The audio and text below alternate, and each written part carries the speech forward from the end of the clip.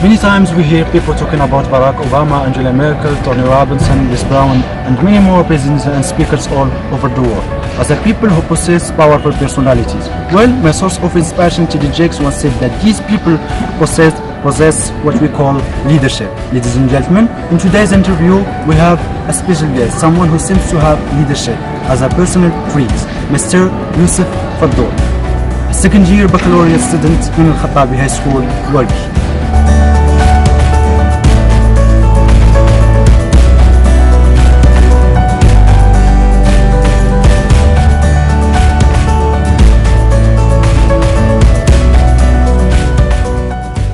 Welcome, Mr. Yusuf. Thank you. So my first question to you, what is leadership? When you think about leadership, what comes to your mind? Leadership for me is when you transform your personal vision to reality. Let me give you an example. Everyone can be a good father, but not every good father can be a good leader. Okay, Mr. Yusuf, let's move to the second question, which is, what are the types of leadership that you know? For the type of leadership, we have two types. The first is authoritative leadership, and here the leader do what he thinks that is right without listening to his people.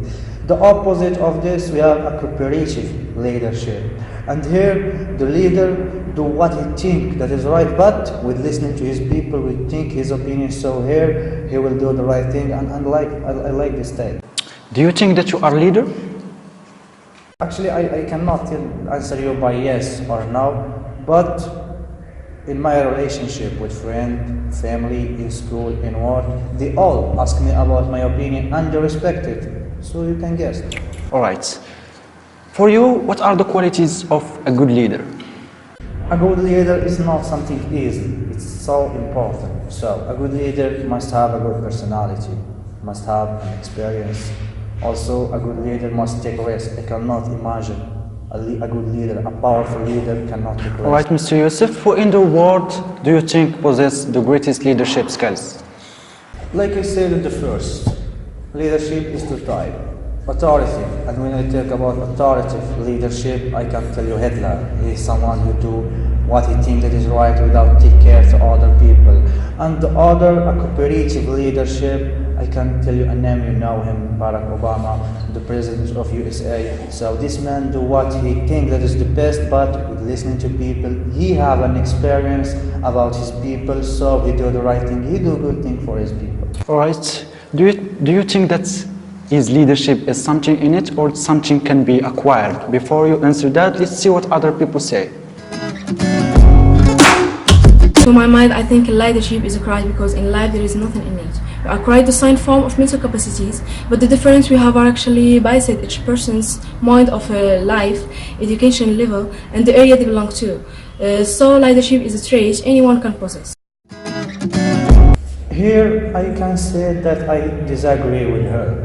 So, yes, leadership is something we can learn it, we can have it from our society or this. But in our society we find some people who have this leadership innate, inborn, they come with it. So, in my opinion, it's the both. Yusuf, my last question is, if you are to represent your community, how are you going to improve it? Before you answer that, let's see what other people say. Health is the most important thing in life. Then I will work on making my area clean place for living. Okay, if I'm in this situation to represent my community, I'm going to focus about education, you know why? Because education is the main idea, is the big important thing. With education we can have good doctor, good teacher and all this. With education we don't need a leader, we can control us with our education. So education is the main idea.